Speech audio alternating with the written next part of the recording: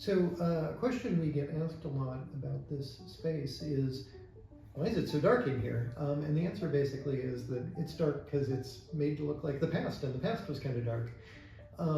The room we're in is part of the Donald Hyde rooms at Houghton Library. And the decoration of this space was given in the 1970s by two real important figures in Houghton history.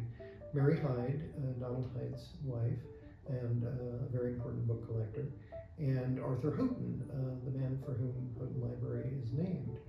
And it was given with the idea that eventually it would come to house Mary Hyde's outstanding collection of the works of the 18th century English author Samuel Johnson, in the portrait behind me, which it now does. And it came here as a bequest after her death in 2003. Mary took a really active hand in overseeing every detail of how these spaces were decorated, and she wanted them to have a very authentic feel of an 18th century English room in the same period that Samuel Johnson lived. So all the paint colors are 18th century colors. The decorations are replicas of what you might have seen in a fine room in the 18th century. And the chandelier in this room is actually from the period. It was made around 1760 for a very distinguished country house in the UK.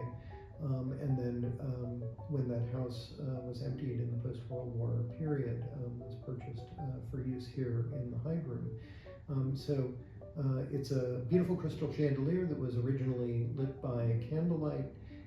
And it replicates that look today, although obviously with electric lights, because we don't want to have candles burning in a library. So it gives the room, I think, incredible atmosphere, and obviously I'm biased because I'm the Hyde curator, but I think it's one of the most beautiful spaces in the library. In general, a lot of the light levels are low at Houghton, and that's because that's usually better for books. They can be very sensitive to fading through too much light exposure. So you'll also see that in many of our exhibition spaces, we do keep the light levels lower as a way of protecting the materials and making sure that they'll be around for generations to come.